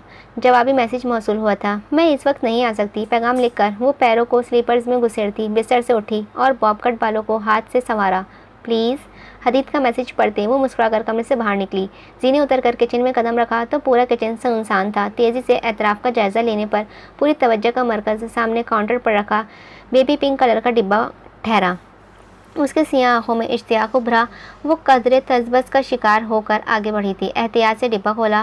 Very interesting. डिब्बे में 8 मुख्तलिफ़ किस्म के खुशबूदार डोनट्स जगमगा रहे थे। तो गोया अब हदीद आलम हर काम अपनी तबीयत के खिलाफ करेगा। उसने डोनट्स पे झुककर आंखें बंद की। वो छोटी सी तीखी नाक उसे सांस अंदर खींच गई, फिर आंखें खोलकर दिलकशी से मुस्कुराई थी। ऐसी किसी भी किस्म की गैर मुतज़न खुराक को नापसंद करने वाला, बावजूद वो खुद उसके लिए ये लेकर आया था। ये एहसास से खुशकुन था जैसे कोई भी लम्हा मोहब्बत और पसंदीदगी की सनत दे देता है। ये ऐसा ही एक लम्हा था। वह हथेलियों के बल काउंटर टॉप पर चढ़ी और पाँव लटकाकर बैठ गई। एक चॉकलेट डोनट उठाकर उसने दांत गाड़े थे। डोनट चबाकर याद आया था वो नाराज़ थी। ओह, उसकी मुस्कुराहट गायब हुई। लेकिन अब तुम खा चुकी हो। कान के पास मुस्कुराती हुई गंभीर आवाज़ गूंजी तो हाथ में पकड़ा डोनट छूटकर गोद में गिरा था। वो दूसरी तरफ से घूमकर उसके सामने आया, चेहरे पर मुस्कुराहट और आंखों में ढेर सारी चमक लिए। आयरा से डोनट निगलना मुश्किल हो गया था। क्या कह रही थी तुम? किचन में नहीं आऊँगी। उसने उसकी दाएं बाएं काउंटर पर हाथ जमाते हुए ज़रा झुककर उसकी आंखों में देखा था। जो लड़की दिन की रोशनी में बीच सड़क मुझे बिला वजह ब्लैकमेल कर सकती है, फिर उसी लड़की की आंखें मेरी ज़रा सी बेएतनाई पर नम हो जाएं, तो मतलब कुछ है। उसने जवाबन एक निगाह उठाकर हदीद को देखा। वो मुस्कुरा रहा था। ये मुस्कुराहट इस किस्म की रोमानवी मुस्कुराहट की वो अच्छे से पहचानती थी। सुनहरी आंखें बड़े लाड के साथ सी आंखों से टकराई थी। ये गैर मुतवक्का सी सूरत हाल आयरा के हवास सलब कर गई थी। उसने दानस्तन नज़रें चुरा ली थी। घबराहट छुपाने के लिए एक और डोनट उठाकर बड़ा सा लुकमा लिया था। अच्छी लग रही हो। उसने हाथ बढ़ाकर नरमी से उसके स्टेट को छुआ था। मुझे पता है, मैं हमेशा ही अच्छी लगती हूँ, कमाले बेनियाजी से कहकर सर झटकती वो डोनट मज़ीद तेज़ी से चबाने लगी थी। कि तुम्हारी तारीफ से मेरी एहसासात में कोई तब्दीली नहीं आई है, लेकिन दिल ने एक बीट मिस की थी। गाल दहक उठे थे। हदीद आलम ने सुनहरी आंखें उसके गालों की लाली देखकर मुस्कुरा उठी थी। तुमने मेरा छोटा सा तोहफा कबूल किया है, तो इसका मतलब कि तुम मुझे माफ़ कर चुकी हो, राइट? उसने डोनट्स की तरफ इशारा करते हुए कहा था। किसने कहा कि मैंने आपको माफ़ कर दिया? उसने एक आईब्रो उचकाया था। यार देखो, अब ऐसे नहीं करो। वो मुस्कुराकर सरगोशी करता मजीद उसकी जानिब झुका तो वो मिकन के अंदाज में पीछे खिसकी थी। हाथ उठाकर तेज़ी से उसके सीने पर रखे उसे वहीं रोका और बोली, एक शर्त पर मान सकती हूँ मैं? क्या? सोच लिए एक दफ़ा, फिर भी हो सकता है आप पूरा ना कर सकें। तुम मांगो तो सही, पूरा ना किया तो फिर कहना। उसने मजीद गहरी होती मुस्कुराहट के साथ पूरी तरह यकीन दहानी कराई थी। ओके, तो आप अभी और इसी वक्त मेरे साथ कहीं स्ट्रीट फूड खाने चलें। लम्हों में हदीद की मुस्कुराहट गायब हुई। स्ट्रीट फूड इस वक्त? आई मीन रात के 12 बजे? जी बिल्कुल। कोई मसला है? नहीं नहीं, कोई मसला नहीं है, आओ चलें। उसने दिली तासुरात छुपाते हुए उसका हाथ थाम कर काउंटर से नीचे उतारा था। आयरा ने नीचे लैंप दबाते मुस्कुराहट जब्त की। गाड़ी 5 स्टार होटल के सामने रुकी थी। उसने कदरे बेदमिज़ा होकर नासमझी से हदीद को देखा था। वो उसके तासुरात देख चुका था। इस सीट बेल्ट खोलते उसके हाथ रुके। आईब्रो उचकाकर वजह पूछी। मैंने स्ट्रीट फूड बोला था, किसी एक्सपेंसिव से रेस्टोरेंट का नहीं, कोई आम सी जगह, जैसे किसी आम से फूड पार्क, जहाँ पर ऐसी लग्जरी वगैरह कुछ भी ना हो, बस सादा से लोग ने और मज़ेदार खाना होगा। उसकी खफकी से कहा। ये बहुत अच्छी जगह है, इनका माहौल बहुत साफ़ है। और आपके चेहरे के मज़ीद बिगड़ते जाविये को देखकर चुप हुआ था, फिर गला खंगार कर दोबारा से गोया हुआ। आई मीन यहाँ भी वही लोग होते हैं जो मैंने कहा है, मुझे किसी आम सी पुरौनक जगह जाना है। ये सी फूड खाना तो बिल्कुल भी नहीं आई मैं। वो हदीद के इरादों से अच्छी तरह वाकिफ़ थी। वल्लाह। हदीद ने बेबसी से मारे जल्दी से कार रिवर्स की थी। वो आयरा जहांगीर क्या, जो आसानी से हदीद आलम की बात मान ले।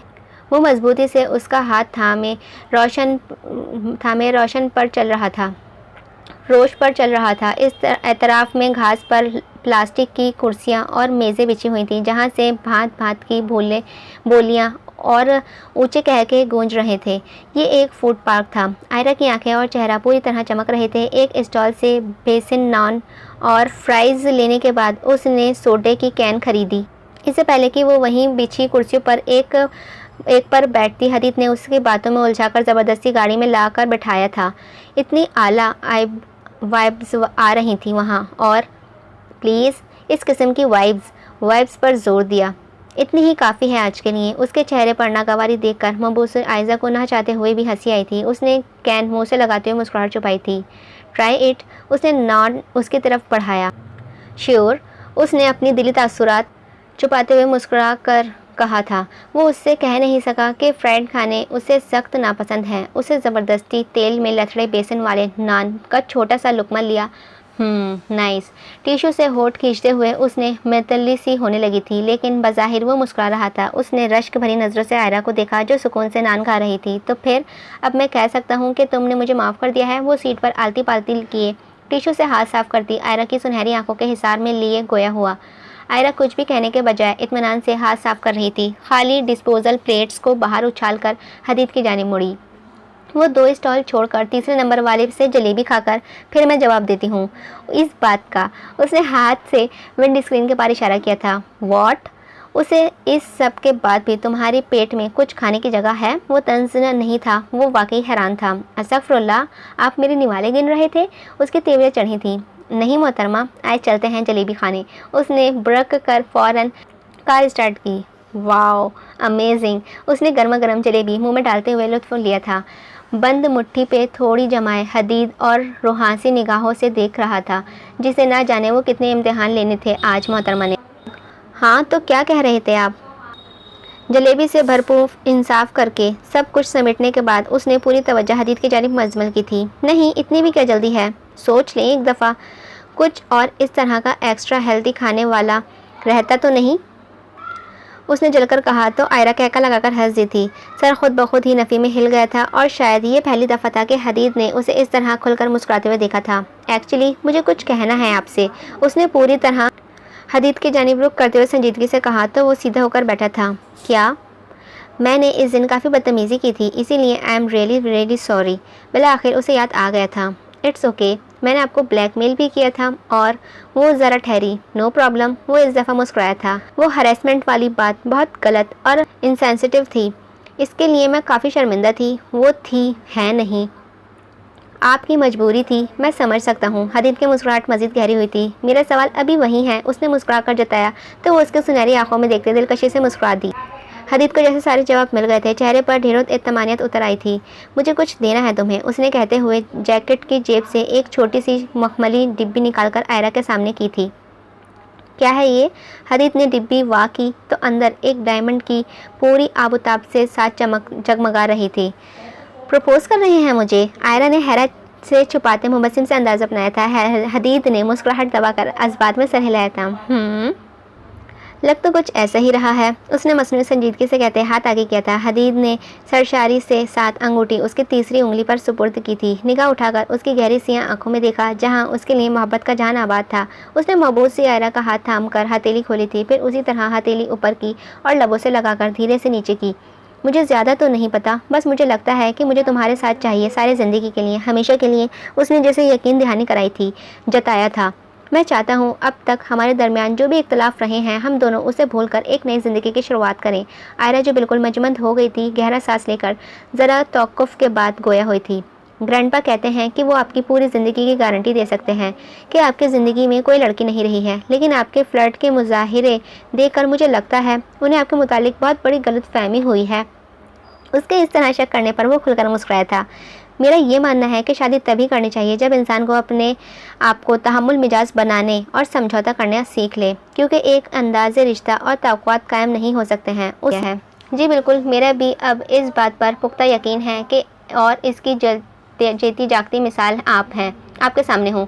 उससे जिस अंदाज में कहा था वो मुस्कुराए बिना ना रह सकी और इसीलिए फ़ौरन से आंखों में शरारत समझकर बोली थी, तो फिर हम दोबारा कब खा रहे हैं ये स्ट्रीट फूड? मुझे लगता है मुझे अगली पूरी ज़िंदगी में अपनी मोहतरमा के साथ इन ठेलों के खाने का खाकर ख्वार होना है। वो ज़िले बड़बड़ाया था।